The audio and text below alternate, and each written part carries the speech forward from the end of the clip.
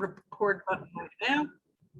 Great. And I would just like to say welcome, everyone. Thank you for joining us today. My name is Barbara Spreckman. I head up the Prevention Coalition of Mercer County. I work for Mercer Council. And here we are at our Lunch and Learn today with Gail Sigalakis, who has a 38-year career as an educator at the East Windsor Regional School District, and recently retired. And since her retirement, she has written a book called The Affirming Way of Life, and sounded very intriguing. And I thought it would be a great topic for our Lunch and Learn. And so, Gail, I'm going to let you take it away from here.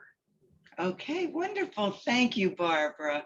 Well, it is my pleasure to present to your group, knowing that you are professionals who are making a difference in the lives of people who struggle with drug and alcohol addiction. And I know, Barbara, you told me a big focus is on the prevention. My intention is that today I am going to be giving you information that can be both personally and professionally relevant and useful, and that you will take away at least one thing that you can use in your life. Also, because as you said, I have been a teacher, that I know that people learn by doing. Normally when I give a talk and it's in person, I have people talk in turn. But for today, we will be doing that. And I thank you for telling people to bring the pad and paper. And look, I'm a teacher. I like people to do work, to learn. I know that they learn by writing and doing. So with that, and during my talk, I am going to be sharing the screen on and off. There'll be times where we chat together and times when I'm sharing my PowerPoint. So now I'm going to go to my PowerPoint. Let's see.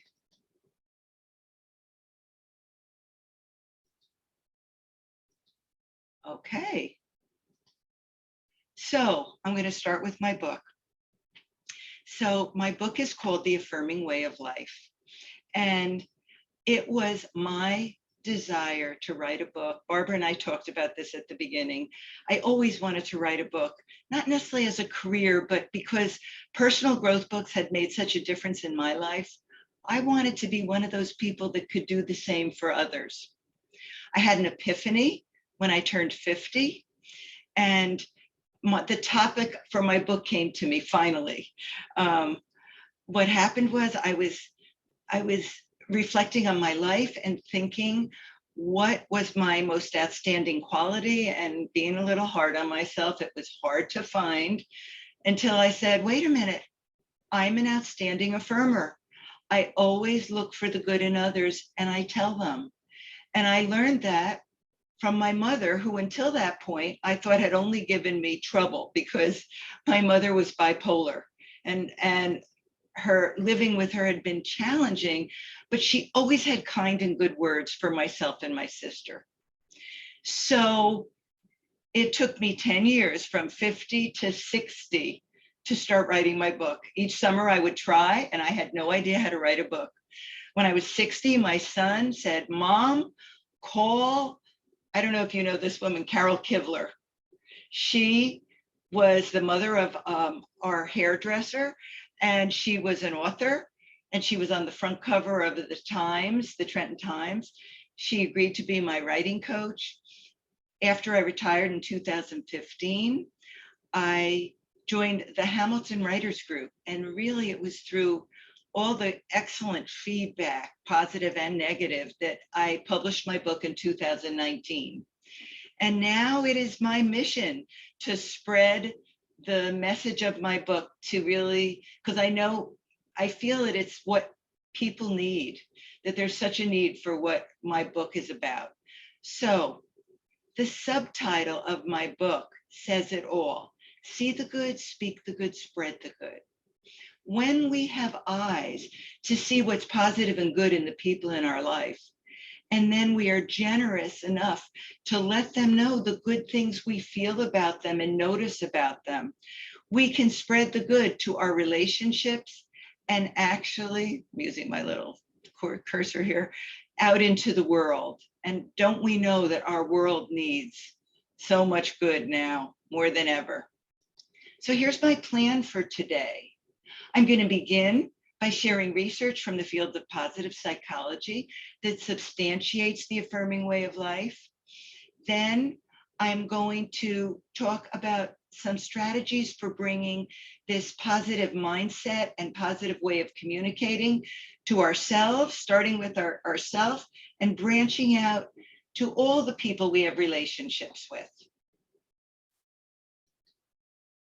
So it begins, the affirming way of life begins with a mind shift.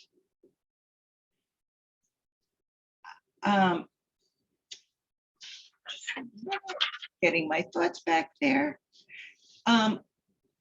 It's about looking for what's good and right in the people in our life instead of what's wrong. As humans, it is so common and natural for us to focus on the faults in others rather than the good. And but research in the field of positive psychology talks about all the implications for ourselves and others for focusing on the good. One piece of research I found very fascinating was from psychologist Rick Hanson, who wrote the book Hardwiring Happiness. He says that our brains are Velcro for the bad and Teflon for the good, which means negative thoughts, negative experiences tend to stick far too long, and good things tend to just slip away.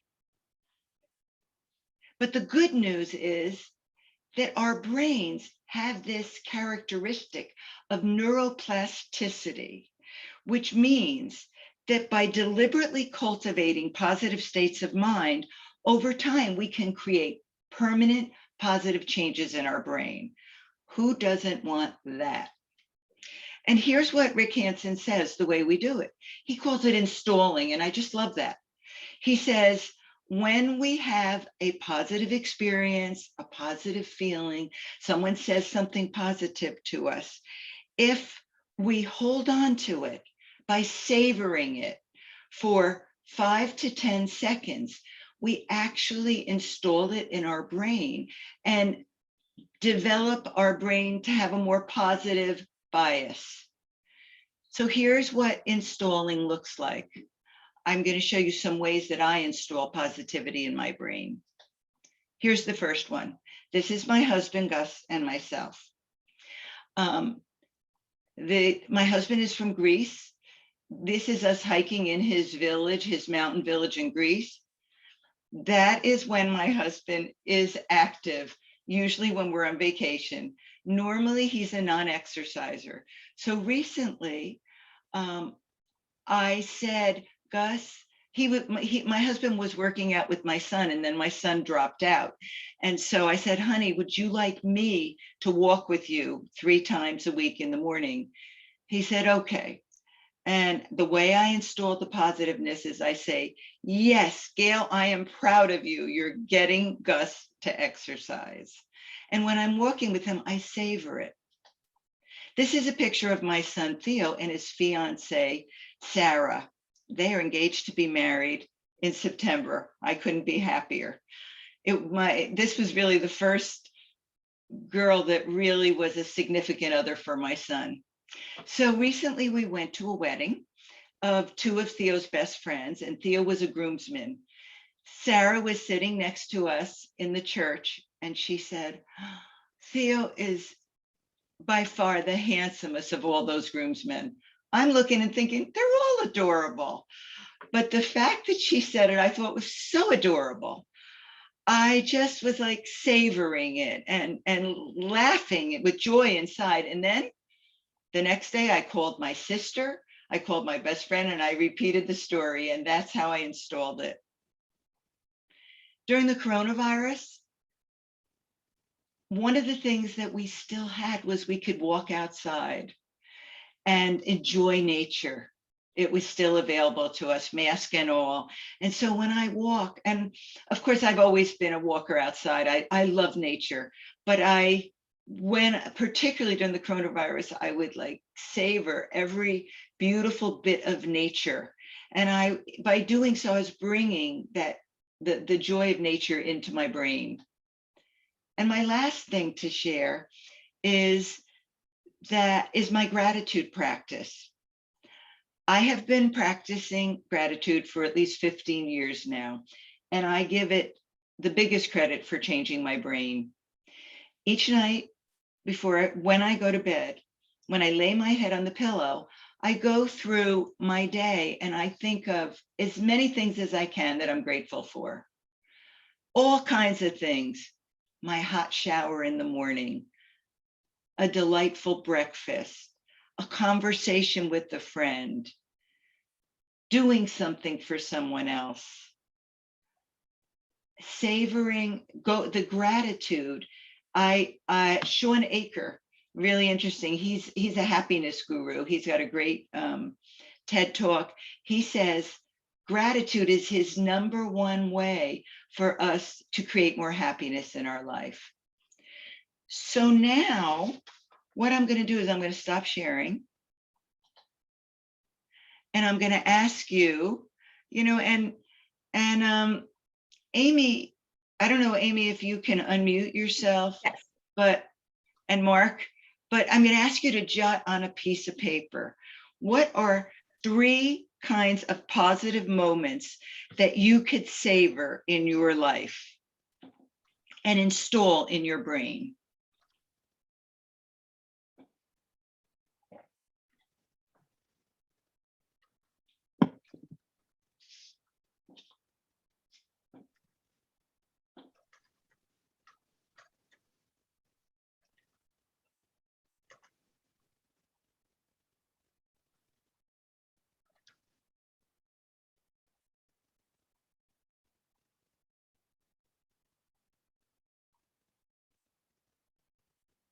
So Barbara's looking up. I don't know where you two are. Would anyone like to share what their positive moments they could install in their brain are? You could pick 1 or more. Go ahead, Barbara. Well, also during COVID, I changed up some things and I got much more into mindfulness and meditation. And I do some specific guided meditations with a group online. And they're particularly, they just make me feel wonderful. So I try to do them at least a couple times a week. That really has been a wonderful thing for me. Also nature walks. I love getting out into nature, as you had said, and just really trying to savor those moments. And also just interactions with my dog, my little Labradoodle Lucy. She's so sweet. And just playing with her, petting her with her, hanging out with her. They just make me so happy. So those are a few things. That's lovely. Would anyone else like to share? I can go, Gail. Go ahead. First, I want to share this with you. I also am married to a Greek man. My husband is also Greek. Yes. Where in Greece is his family from, or he? I always say Mykonos, but I think his dad actually was born in Turkey. He's Greek, but his family had fled to Turkey and then during some period. So his dad was from Turkey. My mother-in-law, I keep saying Mykonos, but I think she's from a smaller island, my mother-in-law. I can't remember. I haven't been there, but my husband has been there a few times. I see. My husband was actually born in Greece. So, he came here when he was 6, but we go back to his village a lot. My husband, a Spartan. He's from the mountains of Sparta. So. Oh, yeah, sure. Yep. But go ahead, Amy. I want to hear the positive. Mine also comes from the COVID period, I call it. It was when we went into lockdown. And it's something that I turned positive that just gets me through so many days now is when we went into the lockdown, my family was all together for the first time. And I don't know, how long. My son came home from college and the 5 of us were together. And as stressful in the beginning as it was, I turned my thinking into, I need to savor this. because my daughter's 24, my son's 22 now. Our time as a family of 5 is close to limited. So I turned it into family time, and we were playing cornhole in the back. I took advantage of that. My husband actually made the cornhole. He had gotten laid off, so he used the time to YouTube how to do different projects. Oh, that's so cool. So I turned that into a negative into, okay, and I love nature. We went for walks twice a day. We were getting out of the house, my husband and I, my daughter and I. So I looked at the family togetherness and the bonding of it going forward. And when I'm having a bad moment, I do reflect back on that, and it does bring me contentment. That I look at that time as a gift. And I think you said something so important when you said you turned what you could have looked at as stressful into a positive. Mm-hmm. Yeah. Yeah, I was going down the dark path for a while, and I turned it. I used what I teach. I do Bobkin's life skills training, and I teach about reframing, how to reframe. And I actually started reframing the situation in my head. And, back in January, we actually all came down with COVID. And again, we were sick, but we had more laughter that went on in those 10 to 12 days than anxiety. Like we somehow turned it around. I mean, we had anxiety, but we had a lot of laughter. Wow. And thank God you all got through it. That's great. We did. Yes. Yeah. Thank God. Okay. Well, I'm going to move on. I don't know, Mark, did you want to share anything? Hey, Gal. So I guess mine is probably very close to Barbara. I do a lot of hiking and find sort of that connection. And do enjoy taking my dog to the dog park, and he has been barking your entire presentation. He's keeping me very safe, and I'm gonna see if I can even get through this without him barking. So far so good, but I think those things I sort of do reflect on very fondly, and find support, and keeps me going. That's beautiful.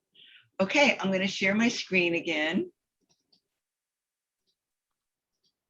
So now I'm going to share 3 strategies that have to do with developing that positive frame for ourself, that coming from the positivity affirming.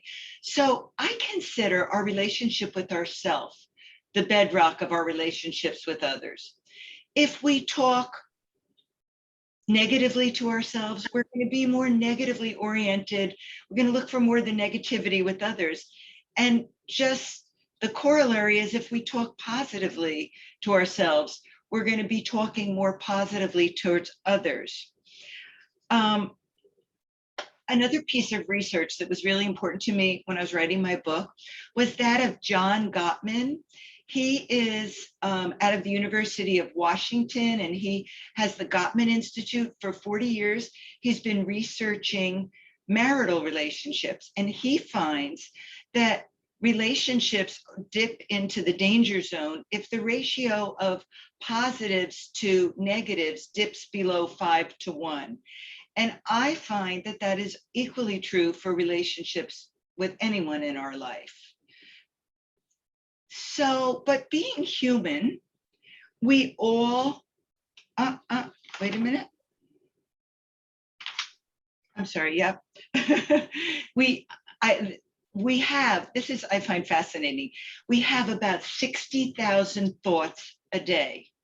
And in those 60,000 thoughts, of course, there are going to be negative ones that fly in and out, sometimes more, and so with some of us more than others.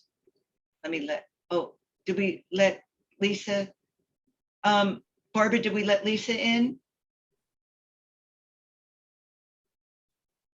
Okay. Anyway, myself, I have had my own lion's share of negative self-talk. My Achilles heel has always been comparing myself to others. I'm a hyperachiever, and when I see something someone does that's really well, I want to do it well too. I also can be hard on myself when I make mistakes, like that perfectionist syndrome. And I will say to myself, oh, that was stupid of you. So now I want to share with you my strategy. Whoops. Before I do, I see that I had, wait a minute. Okay. Barbara, there was someone named Lisa was trying to come in. I know. I will try to text her and ask her to try to come in again. I don't know what happened to it. She was in the waiting room, but I'll try again. Put it on my screen and I didn't get to it quick enough to admit her. But anyway, here's my question. And I can't see Amy and Mark, but maybe you guys could just tell me a number. I'm curious on a scale of 1 to 5. 1 being you rarely talk negatively to yourself. 5 being you frequently talk negatively to yourself. Where would you stand? 3. Barbara, 4, you're 3, Amy. How about you, Mark? Probably 2. Good, yeah. Well, it's negative self-talk is part of us. And really a lot of what I want to share with us today is that, as you touched on it, Barbara, mindfulness, the mindfulness, so that we can observe our negative self-talk and do something different about it. So, okay, I'm going to go back to screen sharing. Okay, and this is my negative self-talk strategy that was a miracle to me. So I'm going to tell you about it. When my son was 12, so probably 18 years ago, I was driving home from a poetry festival with my friend Naomi, and I said to her, I feel so bad. Thea, I never gave Theo private baseball lessons. My neighbor gave her son those lessons, and he is a star pitcher, and he's always at the top of the batting order, and Theo's like at the end. My friend says to me, Gail, stop that. Don't talk, stop comparing yourself. And she came up with this strategy. She said, every time you catch yourself comparing, imagine a big red stop sign that comes up in your mind and say, stop, don't go there. Well, with mindfulness, back then, I didn't even know what mindfulness was, but I needed it so badly. And I started becoming the observer of myself and would catch myself every time I caught myself speaking negatively, I would say, stop, don't go there. And so that's the strategy I'm suggesting. And I'm going to show you next what follows that. This is really something special. Strategy number 3, arrive already loved. So this woman, Mariah Fenton Gladys, was diagnosed. She was a renowned psychotherapist who saw many, many patients. In 1981, she was diagnosed with ALS, and the doctor said, you have a 10% chance of living 2 years with your disease. With that, in 1985, she thought of a strategy. She called it Arrive Already Love. And what she said is, I needed to love every cell of my being, because if I didn't, I wouldn't survive. With her strategy, Mariah lived 37 years beyond what the doctor predicted. She died July 2018. But her message is such a strong one that it's up to us to love ourselves. And here's my tips on what I do with it. So to counteract my negative self-talk, when I catch myself, I speak in a very loving, kind voice, and I say, it's okay, Gail. You'll do better next time. This was a biggie. I love this. It's human to make a mistake. When I was doing research for my book, I came across the work of Dr. Kristin Neff, who wrote the book Self-Compassion. And she says there are 3 components to self-compassion.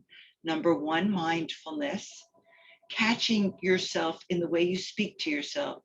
2, speaking kindly to ourselves. And 3, recognizing it's human to make mistakes.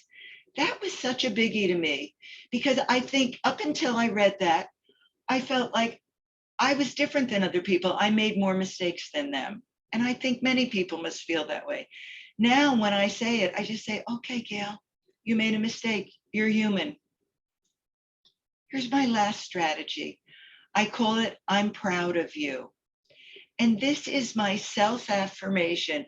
I am my personal cheering squad. So I find myself saying I'm proud of myself to things throughout my day. Here are some of the things I do it for. Exercising. Basically, there was a time in my life when I wasn't that disciplined. Now I am. But when I maintain my good habits, I applaud myself. When I support other people, I encourage them, affirm them. I tell myself after the conversation, I'm proud of you, Gail. You did good. I'm very task oriented, and every little task, I check it off and I say, yes, Gail, good job. Owning up for when I'm wrong. I'm proud of myself for that.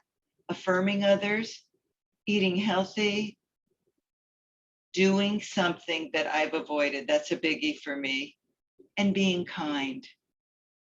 So I'm going to stop share, and I'm going to ask you right now to write 3 things that you're proud of yourself for today.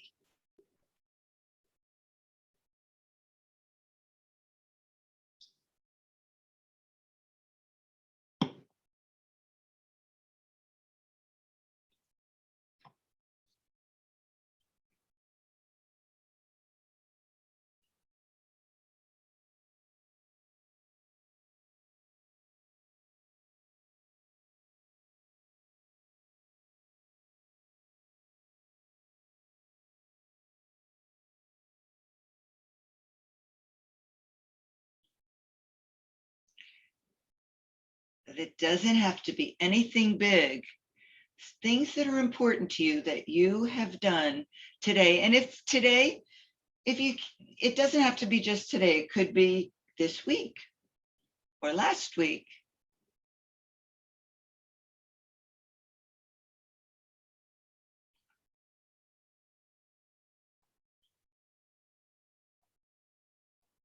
Would anybody like to share?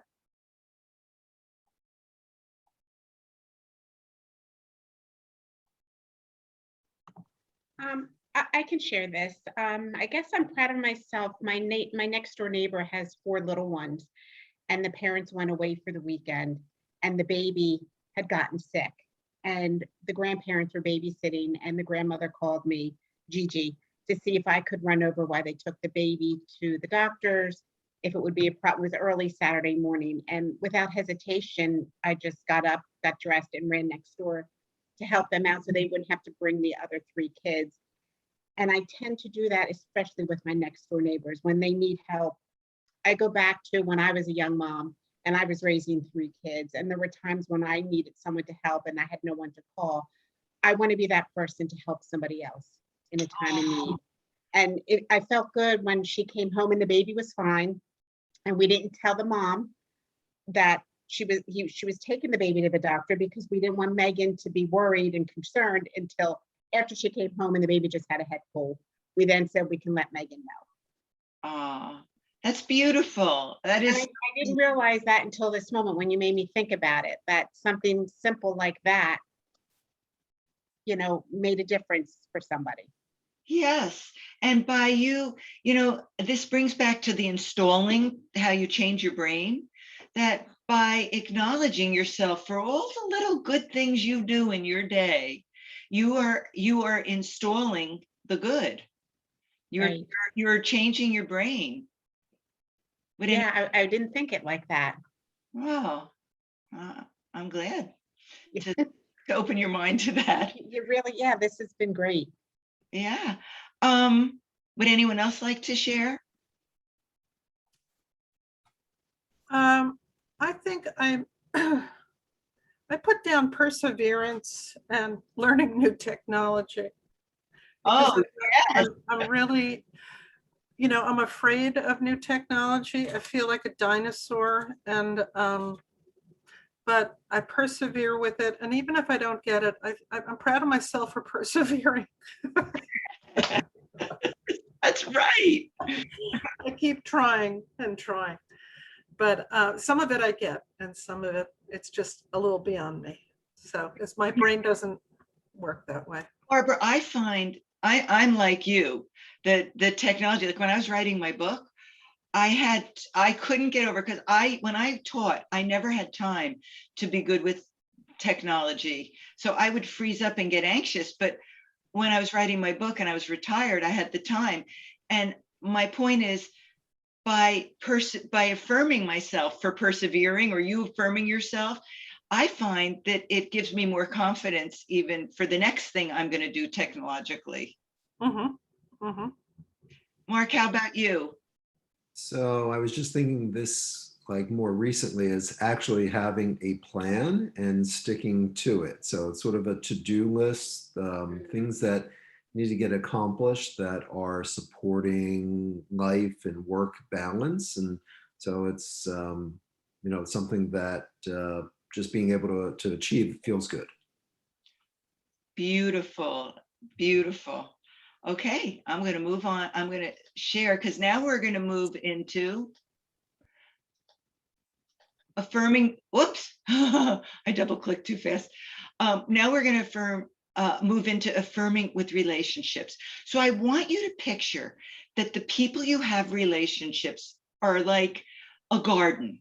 And just like in a garden, that we have to water it for it to, it needs water and sunlight for it to bloom, and for us to enjoy the beauty of the colors and the butterflies and the birds.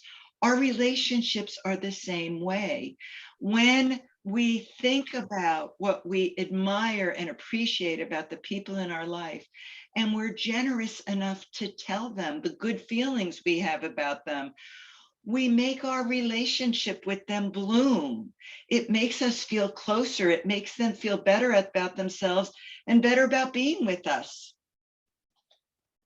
This is a picture of my family. I think it's a beautiful example of my family at Passover. I do Passover for my family every year.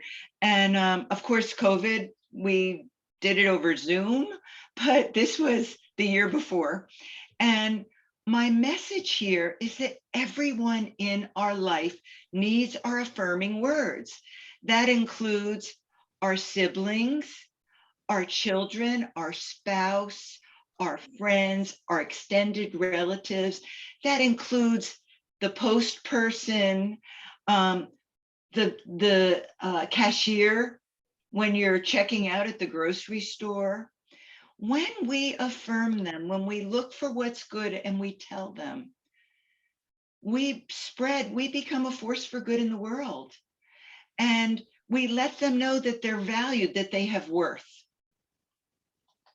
Okay, so now I'm ready to share with you my strategies for affirming. In my book, in chapter 2, I call it the 4 S's. Two of the S's I'm going to share with you today. The first is, whoops, I'm just trying to get rid of this, what's at the top of my screen. I didn't. All right. The first is to be specific. This is, I think, is really very essential to affirming. So here's what this means. When we affirm someone, it's easy to say, oh, you're a great person. You're a great friend. Oh, you made a difference in my life. In fact, I just got an email from a parent of a kid who I taught 40 years ago, maybe. Could it be that long ago? Could have been, maybe. And she said, you made a difference in his life, but I didn't know how. I was so curious. How? Anyway, when we're specific, we give the person something to identify in themselves and hold on to, and then to repeat to themselves and actually install in their brain. So here's an example. The leader of my writer group, Rodney, a couple of months ago sent an email to me and everyone in his multiple writing groups. And he said, you've got to read Gail's blog. She is indefatigable about spreading the message and the message of her book and her mission. Well, I was blown away. Indefatigable to describe me? I never had used that word before. I could infer that it meant doesn't give up, but I had to look it up. And when I looked it up, the definition was persists tirelessly. Well, I can't tell you, that has become part of my self-concept since he said that. I knew that I developed determination when I was writing my book, but it's not who I ever saw myself as. So that's the impact of specific. The second is sincerity. What comes from the heart reaches the heart. It's as simple as that. A sincere affirmation, a simple, sincere affirmation, or a detailed one makes a difference. And now I'm going to stop share because I am going to model affirming. We had to say goodbye to Mark, but Amy, I'm modeling affirming with Barbara. Okay. Okay. So I had asked Barbara a number of days ago, I said, Barbara, tell me some things about yourself, because she and I don't have a personal relationship, so I didn't know enough about her. But Barbara, I loved what you had to say. And I'm going to tell you the parts of what you said that really touched my heart and impressed me about you.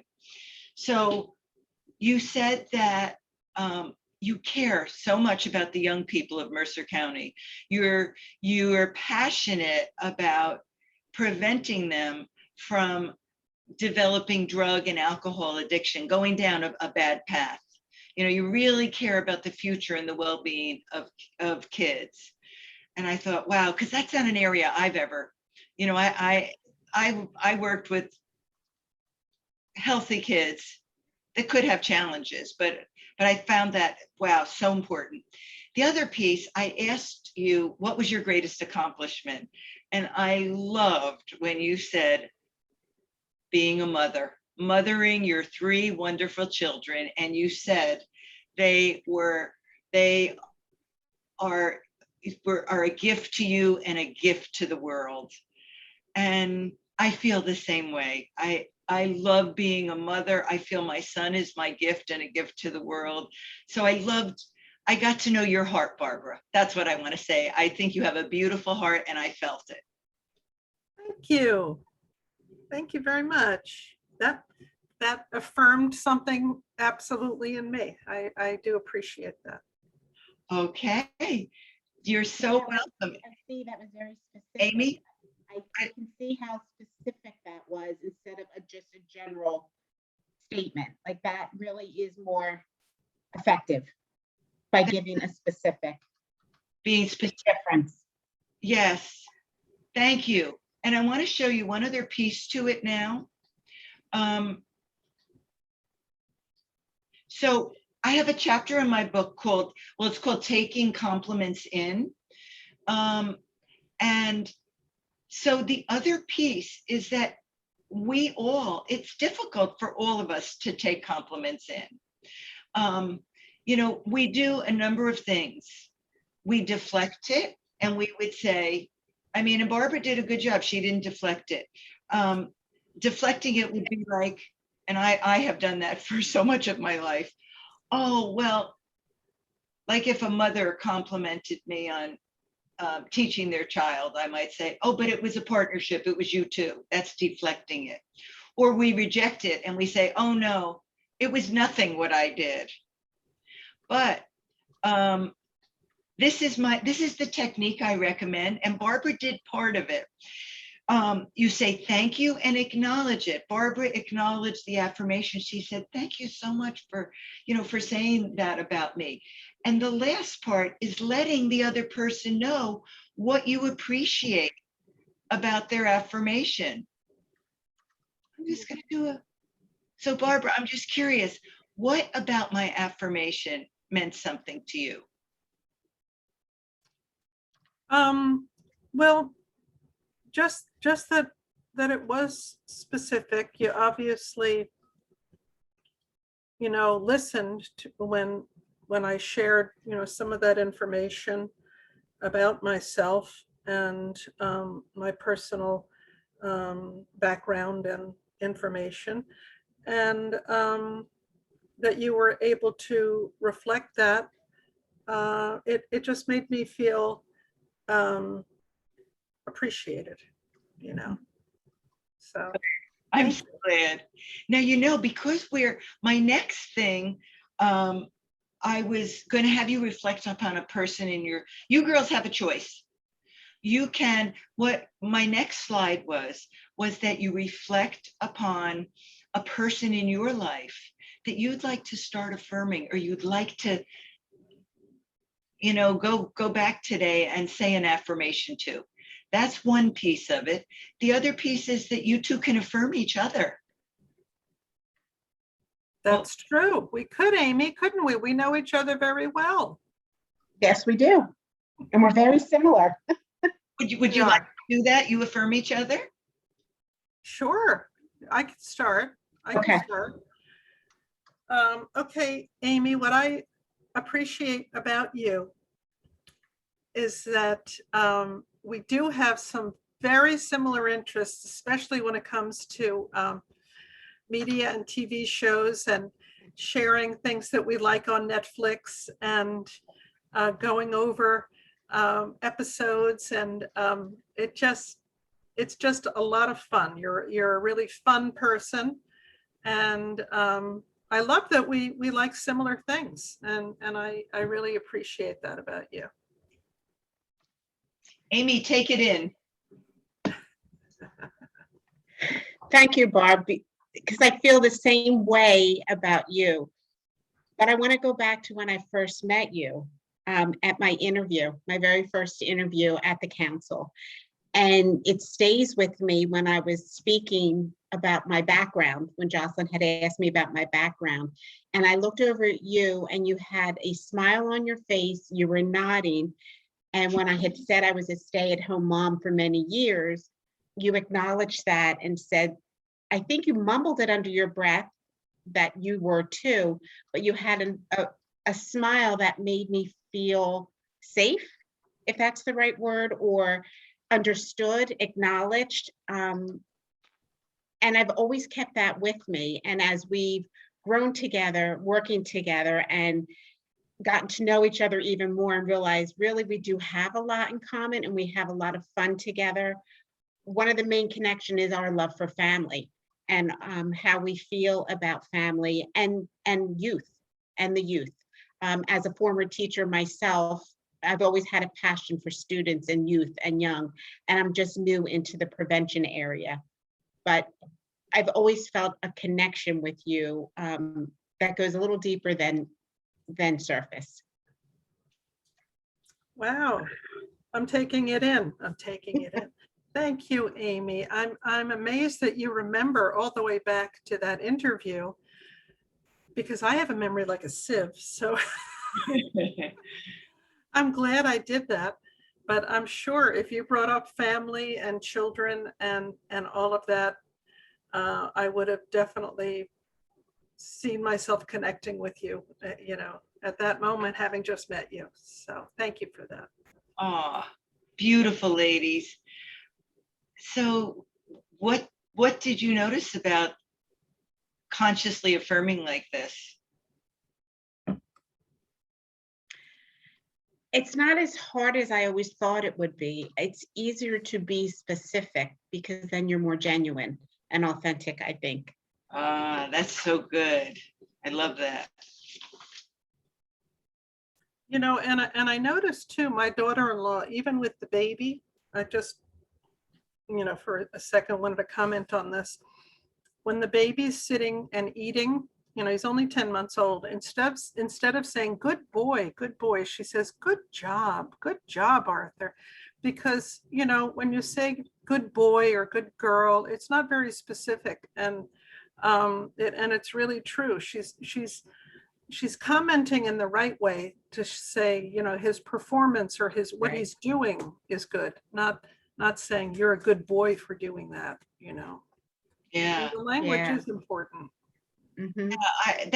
Amy, I'm really glad that you focused in on the specific, because I know that was life-changing for me when I learned that. I learned it back when I was a teacher. And in fact, in my book, I share an article I read way back. It was like probably in the early 80s, but it made such, I don't know if you ever read the books, How to Listen So Kids Will Talk and How to Talk So Kids Will Listen by Faber and Maslish. Did you ever read that? Yes, yes, when I was teaching, yes. That's where I got that idea of specific from. Yeah. Yeah. And it's funny how I learned that how many years ago, but I never applied it. You just go through life, but this has been excellent. Well, you know what? Ladies, I'm gonna move forward to finish up, but I hope that you'll think of someone in your life you want to affirm. I already do. I want to tell you both something. My marriage with my husband was, I would say, when we were raising our son, and I don't know if you had heard me say, I don't think I said it when you were on, Amy. My son had ADHD. We had a lot of difficulty with him going through the school system. Mhm. And, and I think our marriage suffered for it. And then when he was in college, we realized we were really like drifting. And we had a serious talk. We made some choices about spending more quality time together, but I started affirming him. And I tell you, it transformed our relationship. And my husband affirms me now. And it wasn't he wasn't that type to be like as affirming. So I will just tell you, it's a very transformative thing. It's like you give it out. The people I find, I affirm people a lot and I get a lot of affirmations back. It creates a really wonderful flow. Right. That's a good point. You Yeah, get that's what excellent. you give, right? It's what we You were get what you give. You get what you give. Exactly. Mhm. So I'm going to just continue. We did this.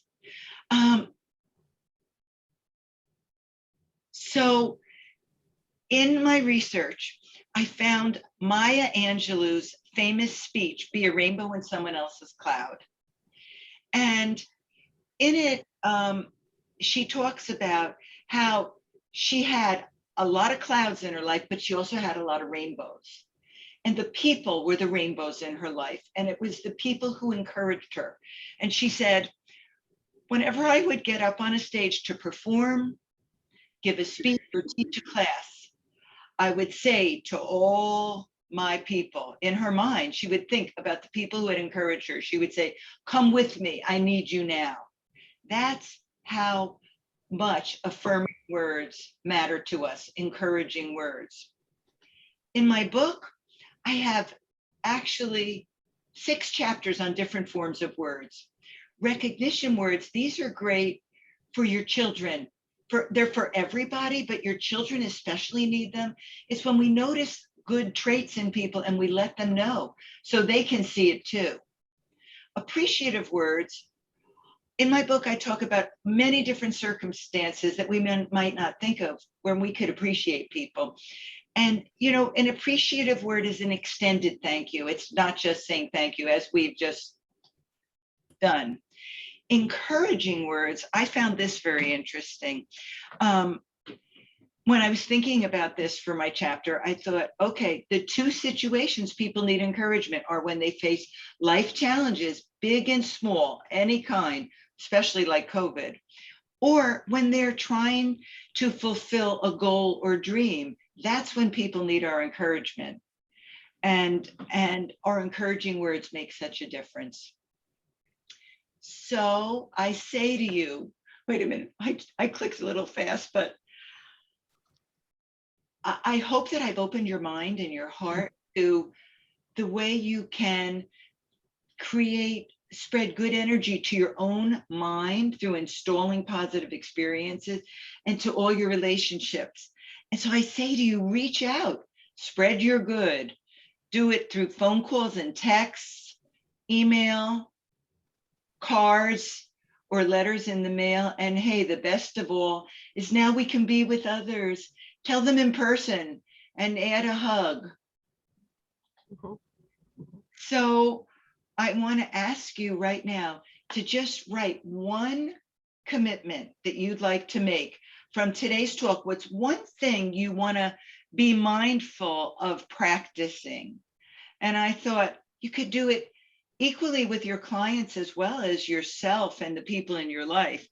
It could be a positive self-talk strategy, stop, don't go there, things you're proud of yourself for, that you make that a habit, that you make it a habit to affirm at least 3 people a day, or maybe a certain one person you want to affirm every day, and certainly yourself.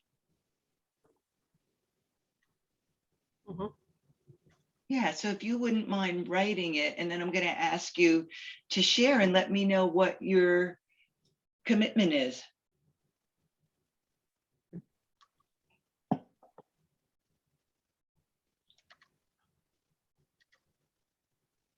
Gail, I really want to commit to all of them. Well, make a list. You know, I find, Amy, I don't know if you're this way, I find whatever I write down, when I write something down, and I'm a person, I create an affirmation in my mind, I repeat it, it becomes my reality. Yeah. Yeah. I have to write. Yeah, I like to write things down. Yeah.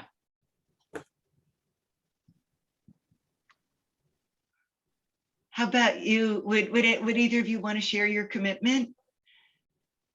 I think for me right now might be stop, don't go there, as I catch myself. But I also want to affirm one person too. Like I'm telling Gail, I want to do them all. I also need to know how I can purchase your book. Yes, you know what? I'm going to show you. That's going to be my, in my slide coming up. Thank you. And Barbara, how about you? What's your commitment?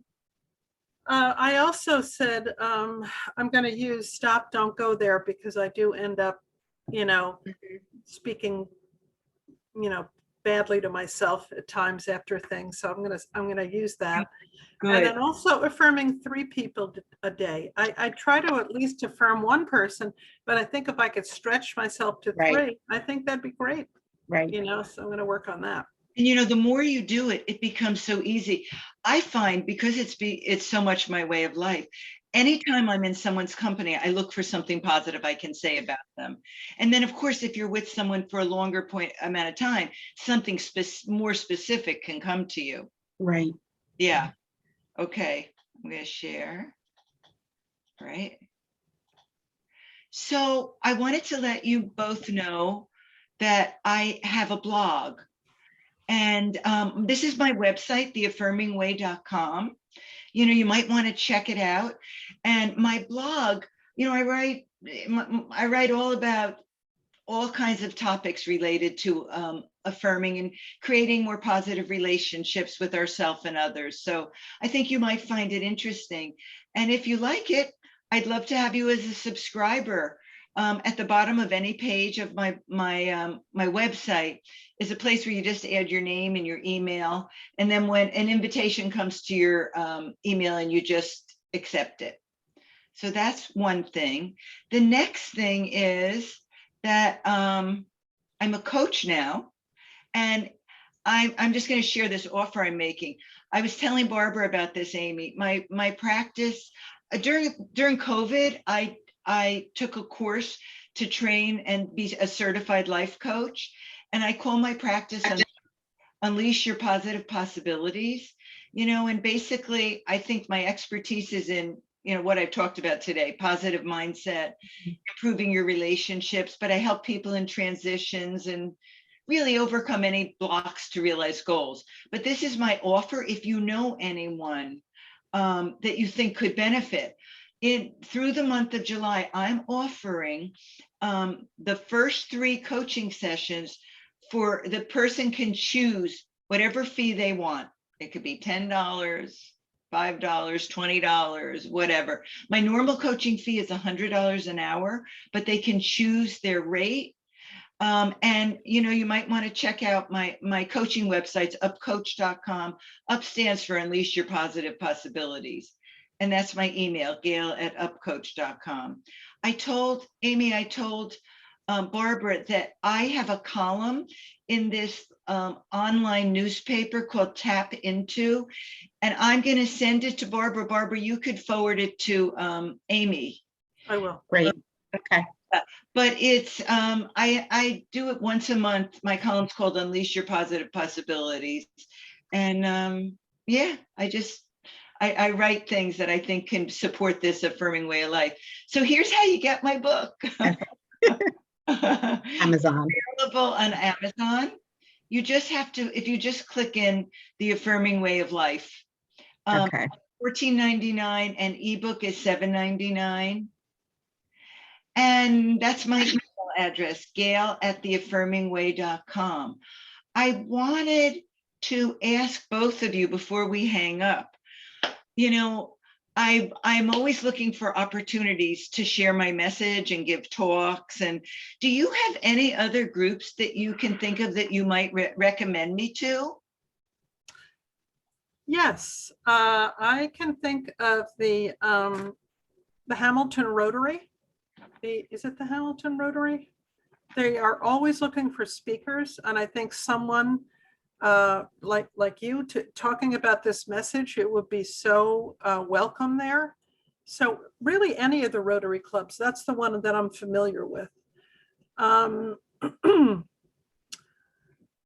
Trying to think of any mental health connections I might have. Let me give it a little more thought, Gail, and I'll email you some ideas. That. And Barbara, you know what I have found? When somebody makes an introduction for me, then the people are like, yeah, really open. Do you think that you might be able to make an introduction, like to whoever you know at the Hamilton Rotary? I mean, I don't want to like sure. pressure you, but yeah, if that would be possible, just a little introduction. Absolutely. Thank you. That's wonderful. I'm going to just stop the recording now because we're just chatting afterward.